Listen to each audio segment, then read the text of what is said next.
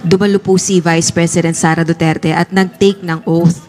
So may chance po na i-clarify, tanungin ng komite ang Vice Presidente sa mga alegasyon laban sa paggamit niya ng confidential funds as well as ng DepEd. Pero walang pagtatanong na nangyari kay VP Duterte last hearing. Bakit po ganun? Hindi po ba siya waste opportunity kasi early in the morning, if I'm not mistaken, in the afternoon hanggang gabi, present po si VP Duterte. Hindi pa naman po ninyo, hindi pa naman po kinlose itong committee hearing po. May chance pa rin po ba tayo na imbitahin si Vice President Sara Duterte doon sa iba pa pong mga issue na tatalakayin? Pwede po. Pagdating sa confidential fund, Kung meron siguro na po, dapat sagutin niya yun dun sa proper forum. Dahil I think kung inirefer na po yung impeachment niya, nirefer po sa Committee on Justice, I think that is the proper forum para yun sagutin. Once na nag-start na ang impeachment hearing, whether in the Committee on Justice or in the impeachment court kung makakadiretso na doon, are you going to stop the investigation of good government and public accountability to give way either sa Committee on Justice or sa impeachment court? Hindi po. Kasi po ang in-stop lang po namin is yung confidential fund eh. Sir, may mga nabanggit kaninang kaso, malversation, bribery, plunder. Ito na po ba yung lalamanin ng partial committee report natin na ikakaso or i-recommend from other government agencies na ikaso kay VP? Well, pag-uusapan pa namin, but ito yung mga nakita namin na mga possible violation in the course of the hearing. Possible violation? Pero kayo po magre-recommend nito or paano po yung process? Siguro kung hindi kami mag-i-issue ng partial committee report, yun ang magiging laman ng committee report namin sa dulo once pag nag-conclude na po yung ating committee hearing. Okay, so Ilan dito yung pang KVP? opo, ilan po yung kay VP? Ano po yung mga kaso specifically for VP? Wala pang specific kasi ang kanya-kanyang ano po yan recommendation ng mga members sa kanila, ito yung mga observation nila. So as to the final details, hindi pa po namin pina-finalize. Pero ito yung mga nakitang mga violation. Sir, last na lang, mga kailan kaya natin i-expect yung partial or yung committee report? Next year na, sir? O kaya this year? Most probably, baka next year na yan. Mga next year na yan. Opo. Vic Semintak.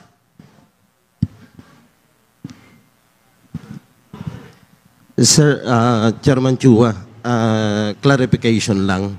Since the investigation of the House Committee on Good Government and Public Accountability is not yet terminated, but you intend to release a partial report, especially on the investigation doon sa Confidential and Intelligence Fund ng Vice President.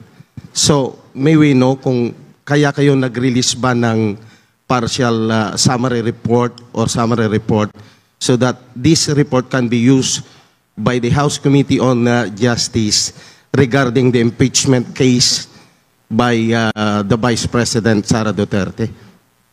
Well, actually, year-ender to parang summary Ito muna yung summary kung what happened in the past 7 hearings, what transpired, at kung ano yung mga nakikita namin na violation. At kung ano yung mga laws na propose namin. Dahil, di ba, yun naman ang lagi nilang kino-question kung bakit this is in aid of legislation, asan yung mga batas. So, ito yung mga batas na nakikita namin. And in fact, kanina, meron na naman kaming nakita na naman na additional. Like, for example, yun dun sa yung hindi, yun dun sa yun sa ng pagselyo, di ba kino-question kasi nila na baka mamaya gumagamit daw ng mga pseudonym dahil confidential nga daw po yan. So nakita namin na dapat ilagay na rin para mas clear doon sa mismong joint circular 2015. Magiging part din ng recommendation namin yan na kailangan it should bear the true identity or name. Idadagdag ko lang po, no? Actually, one of the reasons why ang ating chairman is nagkaroon kami ngayon ng summary report is precisely also because there are filing of impeachment complaints. Now, we would not at any rate or at any way preempt whatever is the decision or how the Committee on Justice would appreciate these complaints. Kaya nagkataon lang talaga na may nag-file ng complaint at may re-refer na nga sa Committee on Justice. I think part of the committee's way of respecting what's going to be how the Committee on Justice will proceed and will approach the impeachment complaints is to summarize what we have discussed for the past 8 committee hearings. Sir, one last from my end. So, meaning to say, it can be used by the Justice Committee in the determination of forms and substance of the impeachment complaint against Vice President Sara Duterte, because in your hearing, lumabas din yung bribery, graft, and corruption, which includes in the impeachment case filed against the Vice President. Yung mga final pong impeachment complaint, if I'm not mistaken, marami rin naman po kinuha nila dito sa committee hearing namin eh. So, to answer your question, it will not prevent them from getting information, mga recommendation dito po sa aming committee hearing. Idadagdag ko lang, no. Balikan po natin yung kasagutan po namin kanina na that would depend on how the Committee on Justice approach the complaint. So, yung committee hearings naman po natin, it's a public record. It's being televised and being streamlined all over different social media platforms. So, I guess a way of really allowing kayong sa aking consideration, for my personal take on this is to allow the complaint, the impeachment complaint, referred to the Committee on Justice to have its way, how they would discuss that. Kaya nga po tayo ngayon nag-summarize is para hindi parallel while dinidiscuss natin yung mga issues, may mga katanungan tayo, at the same time doon sa kabilang kwarto ay nagdi-discuss sila ng impeachment complaint. I mean, that would, to me, that would certainly be something that should raise an eyebrow para sa akin. So just to be more circumspect in terms of allowing other committees to do its job, mas magandang i-summarize na lang natin kung ano na pag-usapan. Thank you. Rosalie Cas from UNTV, then followed by Dwight De Leon from Rappler. Good afternoon po. Question po from our desk. Kasi last meeting po ng inyo pong committee, dumalo po si Vice President Sara Duterte at nag-take ng oath. So may chance po na i-clarify, tanungin ng komite ang Vice Presidente sa mga alegasyon laban sa paggamit niya ng confidential funds as well as ng DepEd. Pero walang pagtatanong na nangyari kay VP Duterte last hearing. Bakit po ganun? Well, actually, may mga magtatanong supposedly sa kanya, but unfortunately, nagkaroon po ng incident kay Gina Acosta. Kasi yung mga congressman na nando doon, nakapokus muna sila doon sa mga SDO na umattend. So, siguro kung medyo natagalan pa, pupunta talaga kay VP Sara. Hindi po ba siya waste opportunity? Kasi early in the morning, if I'm not mistaken, in the afternoon hanggang gabi, present po si VP Duterte as well as the security officers po na kung saan dumaan yun pong confidential funds. Pero hindi sila natanong about dun sa mga allegations ng irregularities. Hindi po naman, dahil nilay muna yung predicate dun sa mga SDO. Yun ang pinaka-importante munang tinanong eh. But unfortunately, nagkaroon nga tayo ng emergency situation. Kaya po hindi po nakaabot kay VP Sara. Last na lang po on my part, yung pong inisa-isang mga kaso of legal liabilities, probable or possible legal liabilities, inisa-isa na po ba ito dahil may sapat ng batayan na nakita yun pong inyo pong komite para magsampa or mag-recommend ng charges to file against the key officials of OVP at DepEd under VP Duterte? Based po sa 7th hearing na nangyari sa atin, ito po yung mga recommendation ng mga member na nakikita po nila na possible violation na nangyari po sa mga paggamit po ng confidential fund. Thank you po. Thank you, Dwight. Good afternoon po. Clarify lang po, Chair. Yung legal liabilities, potential legal liabilities raised, stand ba siya ng committee as a whole and it's just that it's not yet final dahil potential pa lang, or is it just the stand of individual members? Kasi sir, there seems to be a system in the way it was presented, organized, parang bawat lawmaker may nakatoka sa kanya, ikaw di-discuss ng bribery, ikaw mag-discuss ng malversation. It seemed like there was a system in the way it was presented. So parang group presentation siya by the Committee of Good Government. Ito po kasi yung nung nag-discuss po kami, ito yung mga stand ng mga individual. May kanya-kanyang observation po yan. And we have to realize na ilan po din sa mga lawmakers are lawyers. So ito po yung mga, and then they agree. So ito naman for purposes of wrapping up, ito pong year-ender natin. But insofar as yung final committee report, pag-uusapan pa uli yun. But basically, ito po yung nakikita at mga recommendation ng mga individual members ng committee. In addition to that, no, we're talking of not just simple resolution. This involves the second highest official in the land, and it involves quite a number of millions of pesos, hundreds of millions of pesos. So kailangan meticuloso yung approach natin. Hindi ho ito yung ordinary lang ng inquiry. No, ito ay isang mataas na pinuno ng ating bansa, very popular. So kailangan, once we lay down the predicate and once we formulate our own questions, yung tumbok na dapat malaman ng tao. And number two, like sa akin, sa case ko, I particularly was more interested in knowing how in the confidential funds were being spent. So sabi ko nga, confidential fund is not intrinsically evil. It is how you utilize that makes it, questionable. So pupunta ako dun sa ARs. So ayun talaga yung interest ko kung ano yung mga discrepancies in the ARs.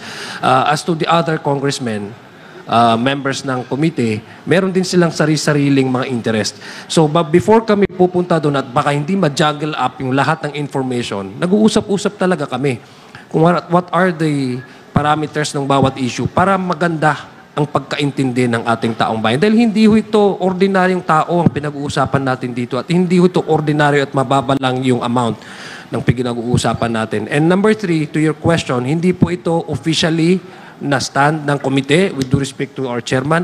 These are individual observations of each of our committee members. Ano lang po yung specific timeline kung kailan natin balak tapusin yung pag-iimbestiga ng committee? Parang bago ba mag-campaign period? Are you eyeing na sana magkaroon na ng final committee report? Ano po yung tinitingnan nating parang siguro hard deadline for the committee? Sa totoo lang, nung nag-usap-usap po yung mga miyembro, may mga nag-raise po kasi ng question na ang naging ugat po ng lahat ng ito ay kung hindi po natin, baka makalimutan po natin, based dun sa privilege speech ni Congressman Valeriano tsaka dun sa manifestation ni Kong Jinky. Dun sa manifestation po ni Kong Jinky, it involves yung DepEd Fund, kasama po dito yung sa computerization, yung hindi po na i-deliver. So may mga miyembro po na nagre-raise ng question na bakit yun hindi tinakil. Why focus only sa confidential fund? So kaya hindi po kami nakapag-come up ng final committee report dahil nga po gusto po ng ibang miyembro na pati yung iba masolusyonan nang sa ganun kung may mga kinakailangan din pong batas na dapat kaming maipasa, yung mga miyembro, dapat maaktuhan. Otherwise, kasi sa totoo lang, daang-daang milyon din ang nagastos doon sa mga computer. So baka mamaya, bakit nangyari yung ganong sitwasyon? So hindi po masyadong nagdwell sa ibang mga issues. Masyado pong na-focus dito lang sa isang item lamang. Kaya yung iba po, gusto nila na pati yun ay mapag-usapan din nang sa ganun makita kung ano naging problema. Pero kung ano yung parang kung may deadline lang. Kasi pag nag-break kayo ng February, yung balik nyo na after the elections. Tapos, syempre mag-expire yung term nyo by end of June. Siguro sa susunod na mag-meeting kami, ipa-finalize namin kung ano po talaga ang nais ng mga miyembro. Kasi syempre, you have to consider yung lahat ng mga opinion ng mga miyembro mo So, kailangan we have to come up. Otherwise, kung may mga miyembro na hindi rin naman ayaw pa na matapos, o kagaya kanina, si Congresswoman Franz Castro, tinatanong bakit yung dalawang hindi kino-question. So, may mga ganitong issue So, hindi naman po pwedeng desisyonan lang ng chairman lahat yan. So, kailangan lahat yan, siyempre, i-consider mo lahat ng mga opinion at mga insights ng iyong mga miyembro. Thank you po. Thank you. Let us hear the next questions from Lenes Capanti of GMA Online, followed by Kat Porbes of Radyo Pilipinas.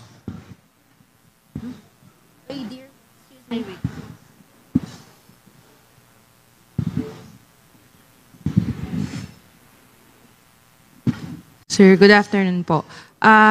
Sir, kasi yung filing of criminal charges and impeachment, magkaiba yung punishment nun Impeachment, removal, criminal charges, may kulong.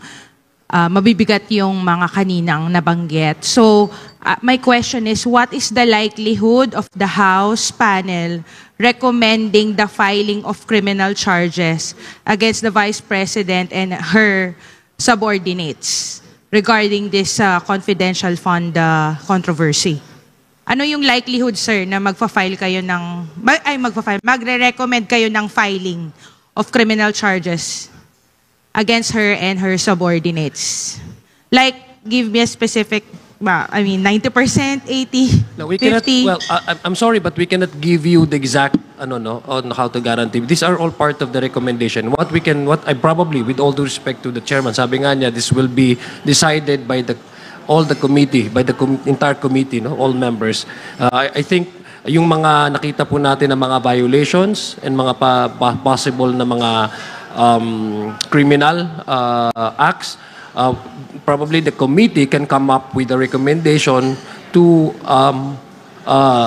propose to yung mga appropriate agencies of the government to pursue their own investigation. Our task here is in aid of legislation. When it comes to pursuing those kinds of alleged violations or crimes, I guess what the committee can do is to propose to these agencies to continue on, proceed with the investigation because there's already an initial na nakuha na based from the information that we gathered from a resource person. So I think with all due respect kay Chairman Joel Chua, yun po yung magiging recommendation probably ng committee na ito. And in addition to that, meron pa naman kaming isang meeting na kung saan kami lang po yun, mga miyembro. So, ang isa po sa kasi let us be reminded the number one objective of this hearing is in aid of legislation. So, yun naman talaga yung number one na naging objective natin. So, insofar as yung mga ibang recommendation is concerned, pag-uusapan din po yan. And then we will let the proper agencies na kasi yun naman talaga yung hindi naman po namin task na maglitis. Thank you. Kat Porbes. Ay, good afternoon po, Kongs. So, since hindi pa naman po kinlose itong committee hearing po, may chance pa rin po ba tayo na imbitahin si Vice President Sara Duterte doon sa iba pa pong mga issue na tatalakayin? Pwede po. Pag talagang kinailangan, talagang iimbitahin din po siya. Pero sir, kunyari po, ibang topic na po, pero willing po siya na balikan yun sa confidential funds at sumagot. Pagbibigyan niyo po ba siya? Pagdating sa confidential fund? Kung meron Siguro na po, dapat meron na. sagutin niya yun dun sa proper forum. Dahil I think kung inirefer na po, yung impeachment niya, nirefer po sa Committee on Justice, I think that is the proper forum para yun sagutin. Ed Sarto from DZME.